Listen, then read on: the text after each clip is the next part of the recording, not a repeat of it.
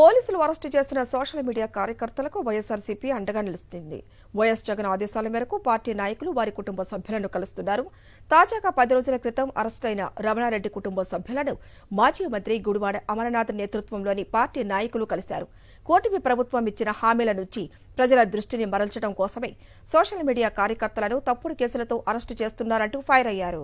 ఇది రమణారెడ్డి గారి కుటుంబానికి వచ్చింది కాదు, వైఎస్ఆర్ కుటుంబానికి సంబంధించి ఈ ఇష్యూ అంతా కూడా. అంటే ఇదంతా కూడా రమణారెడ్డి గారు వాళ్ళ కుటుంబ సభ్యులు అంటే వైఎస్ఆర్ కాంగ్రెస్ పార్టీ కుటుంబ సభ్యులు లెక్క. ఈరోజు ఎంతమంది ఈరోజు వచ్చామనంటే వాళ్ళకి ఒక మనోధైర్యాన్ని ఇవ్వాలని పార్టీ కోసం. పార్టీ ఆయన కూడా ఏ రోజు ఆయన వయసు 52 సంవత్సరాలు.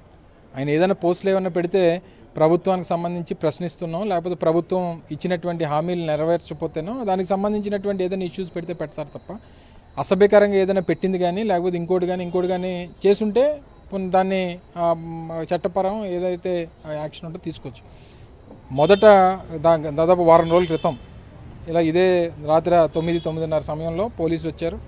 వచ్చి మేము పొదిలి నుంచి వచ్చాం, ఒంగోలు నుంచి వచ్చాం, మిమ్మల్ని అరెస్ట్ చేస్తున్నామని చెప్పారు. పొదిలి తీసుకెళ్ళిపోయారు. పొదిల్లో నాకు తెలిసి 2 రోజుల వరకు అరెస్ట్ చూపించలేదు.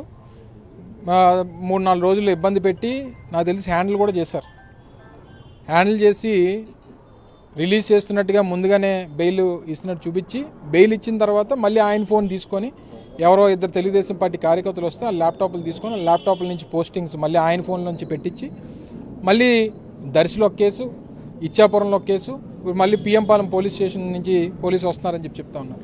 అంటే ఒక వ్యక్తి మీద ఇంత పెద్ద ఎత్తున కేసులు పెట్టి భయభ్రాంతులకు గురి చేసి కుటుంబ సభ్యుల్ని పాపం వాళ్ళ చిన్న పాప పెద్ద పాప మేము కడుపుతోంది, చిన్న పాప, వీళ్ళందరూ కూడా వాళ్ళ ఫ్యామిలీ మెంబర్స్ అందరూ కూడా ఒక ఎమోషనల్ దీంట్లో ఉన్నారు. సో ఎంత ఆయన గురించి కూడా చెప్తా ఉన్నారు. వాళ్ళ అల్లుళ్ళు కూడా చాలా ధైర్యంగా ఉన్నాడు, చాలా ఏం చేసినా సరే పర్వాలేదు అన్నటువంటి ఉద్దేశంతో ఉన్నారు. పార్టీ కోసం నిలబడతాం అనేటువంటి మాట చెప్పడం జరిగింది. ఏదేమైనప్పటికీ పార్టీ బాధ్యతగా జగన్మోహన్ రెడ్డి గారి తరఫున మేము అందరం వారికి అండగా ఉంటాం. ఏ రకంగా న్యాయపరమైనటువంటి ప్రొసీజర్స్ ఏ రకంగా ఫాలో అవ్వాలి, కుటుంబ పరంగా వారికి ఏ రకంగా అండగా నిలబడాలనేటువంటిది పార్టీ దగ్గరుండి చూసుకుంటుంది అనేటువంటి విషయాన్ని తెలియజేస్తాం. అలాగే వైఎస్ఆర్ పార్టీ బలపడుతుందని ఒక భయం. కాబట్టి ఈ విధంగా ఇప్పుడు గతంలో జరగలేదు, ఇలా జరగడం చాలా బాధాకరం. ఇటువంటి దానికి పార్టీ మా జగన్మోహన్ రెడ్డి గారు మా నాయకులు ఎప్పుడు కూడా పార్టీ కార్యకర్తలకి అండగా ఉంటారు, సోషల్ మీడియాకి అండగా ఉంటారు.